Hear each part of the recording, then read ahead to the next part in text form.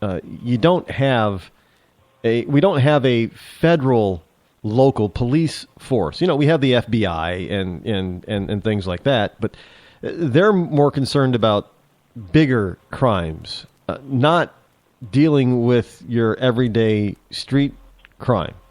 But now it seems like they're getting involved in that, and they want to be at least partially running and overseeing the Cleveland, Ohio Police Department. Where is this coming from? Is this Obama trying to get his version of the brown shirts out there before he leaves office? Well said, Rod. If you look back, Hitler's brown shirts became the black shirts. I was in the occupation of Germany. I was there 30 days before. I lived and worked with German cops for 11 months. Anyway, it's Castro. It's Stalin with the Cheka. They were Stalin's brown shirts. Sure. Obama is dedicated to replacing local coppers with feds. How are we doing it? There's a $99 million facility in Georgia. Let me do a parenthesis. Please, audience, go to your search engine and look this up. Don't listen to me. Listen to Backpack a little bit. Please do your own research and find out what we're saying is fact. It's called a MOUT facility, Military Operations in Urban Terrain. He's taking all his DHS elements, FEMA, Transportation Security, the Coast Guard, Secret Service, well, on and on and on. Even NOAA, the National Oceanographic. The post office has 700-odd armed inspectors. He's running them through there for riot control training and detention camp incarceration training. This is fact. He continues to run them through. The thing has a subway, this facility. So he's assembling an armed federal force against the posse comitatus law to have federal troops or people enforcing city, county, and state laws. But he's doing this. He's being successful with it. Started in Ferguson, went on to Baltimore, as your lovely article we're blowing out on our magazine, magnifiedview.com, is doing for your lovely... That's what he's doing. So we've gone into an area we cops call de-policing. What the police are now intimidated with this ridiculous militarization of the police and all this nonsense. Backpack's got something to play for your audience here, Brother Rod. Okay. This is for all our proud men and women in uniform who are playing the soccer, supervising the soccer, and your next door neighbor putting on that uniform every morning.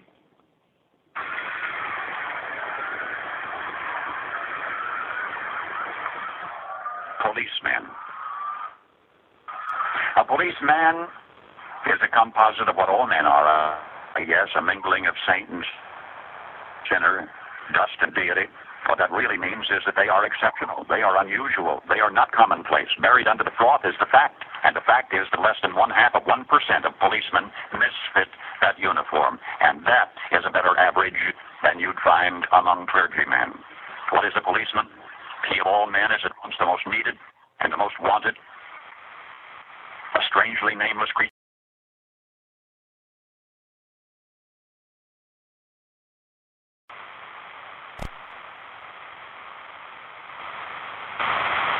If he's pleasant, he's a flirt. If he's not, he's a grouch.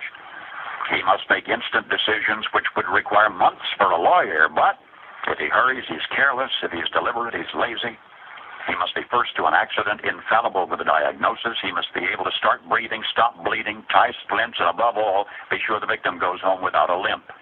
The police officer must know every gun, draw on the run, and hit where it doesn't hurt. He must be able to whip two men twice his size and half his age without damaging his uniform and without being brutal. If you hit him, he's a coward. If he hits you, he's a bully. The policeman from a single human hair must be able to describe the crime, the weapon, the criminal, and tell you where the criminal is hiding. But if he catches the criminal, he's lucky. If he doesn't, he's a dunce. He runs files and writes reports until his eyes ache to build a case against some felon who will get dealed out by a shameless Seamus. The policeman must be a minister, a social worker, a diplomat, a tough guy, and a gentleman. And of course he'll have to be a genius because he'll have to feed a family on a policeman's salary. What do you think, Rod? That was a voice from the past who tells us the rest of the story. And I think he pretty much hit the nail on the head, and especially with the notion that so few policemen turn out to be bad cops, if you will, that the percentage is even less than what happens in the clergy, especially what we've experienced in the Catholic clergy over the past 20 years. Absolutely correct. I mean, these are people that even people who do not like them call them when they are needed. So it's a tough job. It's a really tough job. And yeah, we have to be vigilant to make sure that the so-called bad cops are found out honestly and then weeded out so that all of the rest of the good cops can do their job without fear of reprisal every time they do their job, and when they do their job justly and rightfully and legally. Otherwise, you end up with what's happening in Baltimore, in Ferguson. I mean, what do we want? Do these people, the people in these cities, do they want anarchy? That's all I can think of, because it doesn't make any sense in any other vein that they could possibly want something else. They say that they want peace and they want justice, but yet they go out there and they rob, they pillage, they destroy, they burn. And I don't know how they think that is justice. Maybe I'm missing something. Observe that the mayor, with Obama's urging, turned Baltimore, as in your article, over into the Crips gang, the Bloods, and an Islamic gang. He literally turned over the streets of Baltimore. Backpack was in a copper meeting this morning, and he can tell you what's going on in and around San Diego here. We have done a survey across the country on Obama's war on police. He intends to replace them with feds, and this is from a supervising agent from a large Midwest city. Numbers for all of our police academies around here are down significantly, and the recruiters are pulling their hair out. The senior guys who are eligible to retire are doing so. Even if they really want to stay, they're afraid of the risk to their future if they are involved in a perceived bad arrest or incident. I am glad one of our personal friends is glad that they're nearing the end of their career and not just starting out, because they can't think of a single colleague that they work with from any agency who hasn't expressed the same sentiment. No cop wants to stand by and watch something happen, but when measured against the risk of losing everything and destroying their family, if things are perceived as being wrong, or the subject makes false accusations which are assumed true and no one tries to disprove, what a crazy mixed-up place we have come to. So unfortunately, what's going on in the world or in the U.S. is just unbelievable. But we'll try to look on the bright side. Unfortunately, we're in this mess and this ongoing assaults on law enforcement.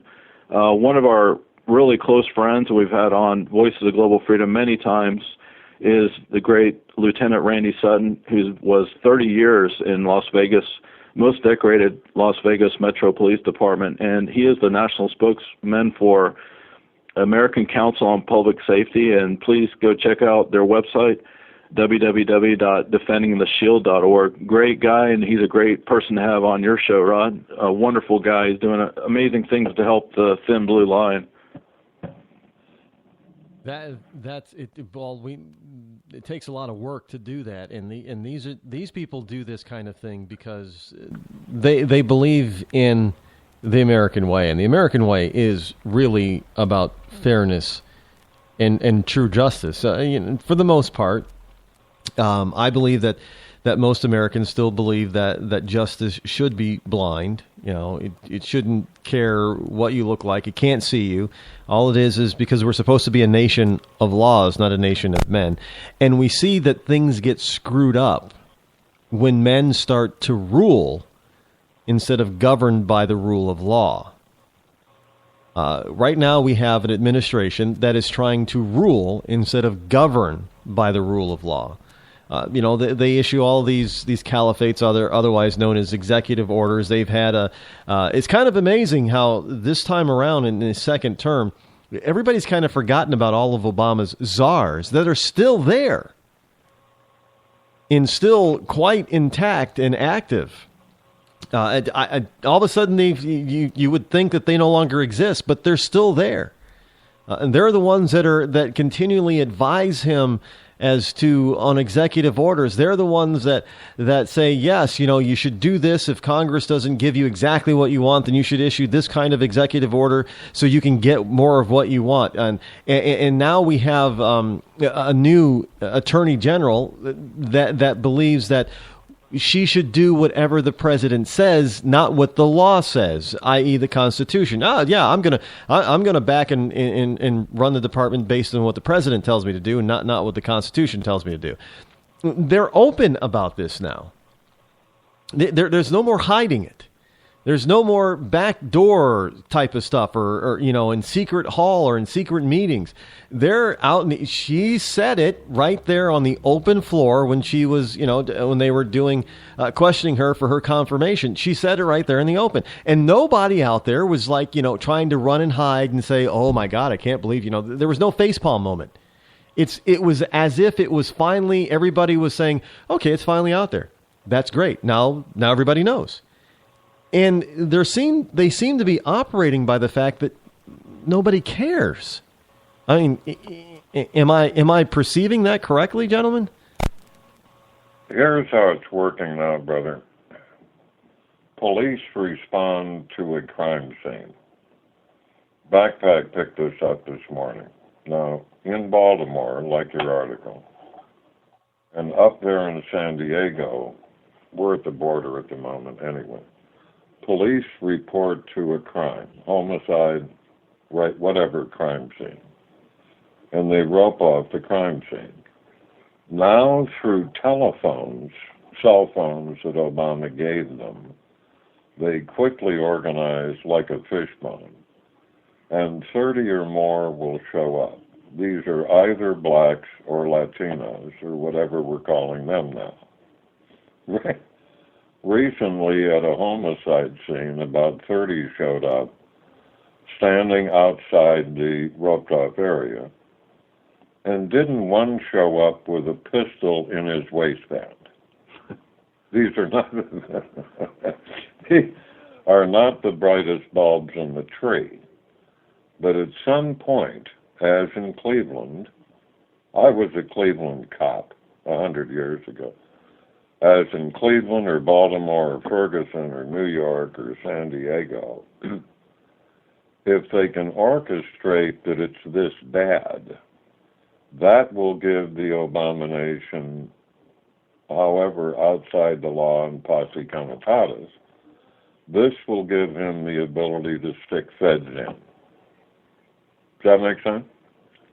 I didn't pick up that piece on Cleveland that you spoke about earlier, the best location in the nation. But that's a bad sign. Where'd you pick that up, Rod? That actually, believe it or not, came across my news feed via Yahoo News. And it was rather shocking to me early. It was one of the first things that came across early in the day. It was like late morning. And I had to read it twice because I didn't believe what I read the first time. And I was sure that, Yahoo made a mistake, but no, I read the full article and they did not make the mistake